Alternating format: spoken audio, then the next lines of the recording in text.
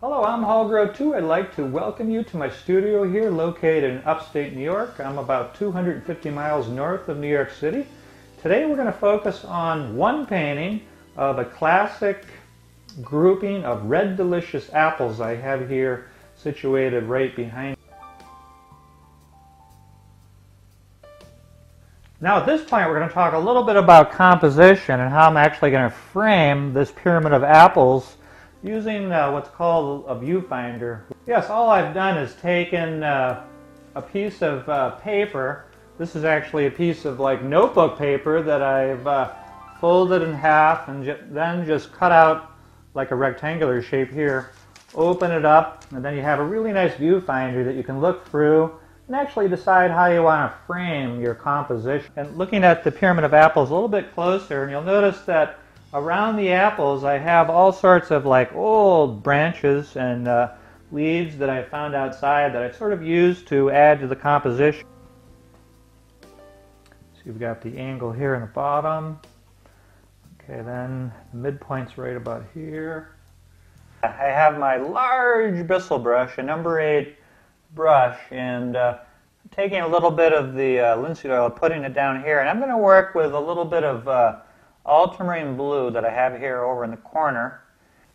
And my goal will be to go from dark perhaps to a little bit lighter with this gray blue. So it's a little bit of titanium white mixed in with ultramarine blue with a tinge of burnt umber in there to sort of neutralize it, warm it up a little bit.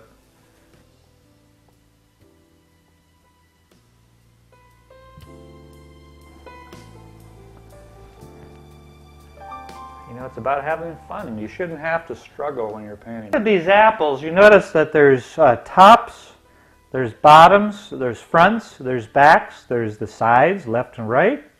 You really got to realize that they are, for the most part, based on cubical forms. For the secondary planes, I'm going to take my darker valued brush and actually use a little bit of alizarin crimson, a little bit of linseed oil, and mix up a darker value at first. Some of the secondary planes, I've got this area back here. I'm going to move in here. So I've got that same tonality on my brush, and going to bring this around like that. Okay, I'm moving down to a synthetic brush that approximates a sable. It's a number 2 brush, and I'm going to mix up a little bit of cadmium red and alizarin. We're looking right down at the spot of light I was describing. There's the stem sticking out, and there's the leaf behind it. And then that spot of light moves off to the right. As I move back, you can see that spot of light within the larger context. And I'm noticing there's a little bit of light over here. And we've got the top. See, now I'm going to model this brush stroke a little bit further. Come down like that. Go back in and get a little bit more red. Come across.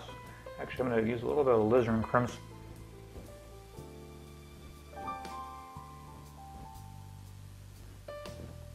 Take my scraper and clean up some of this.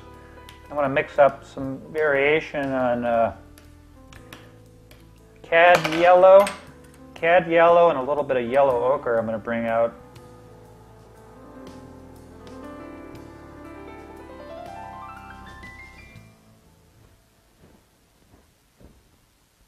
All right, let's see if I can suggest some of these leaves that we're studying now. It's amazing how much texture they have to them. You can sort of see I have this a little bit closer, and you can see this leaf and the texture. See the texture? See what's coming from underneath right there?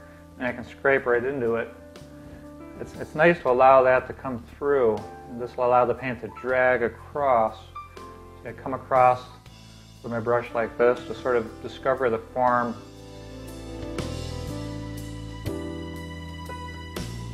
within the texture. And then I'm going to come across and restate that contour by painting the form of the leaf. I want to keep that very atmospheric back there.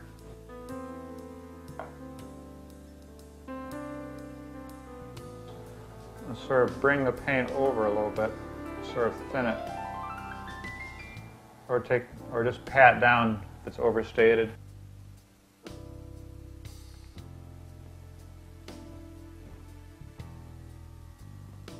Using that same small brush to come right down in here, sort of build the area where the stem emerges out from. Come back across the top with a little bit of red. Okay, at this point I'm going to get into some of the background and move some warms into the cool areas that are in the back. Allow the color to move around. Pretty satisfied with the way this painting's turning out. I'm going to spend some time with refinement, but for now I want to get into that background. So let's see, perhaps a little bit of yellow ochre and some other tonalities back there. Use the same brush to soften some of the leaves.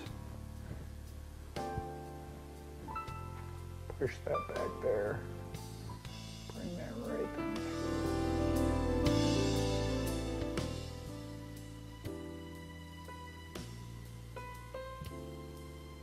Okay, now I'm going to mix up a little bit of lighter. Looking for some of the lights again, slowly working up to highlight. And the final touches with just a little bit of titanium white, quick dashing highlights.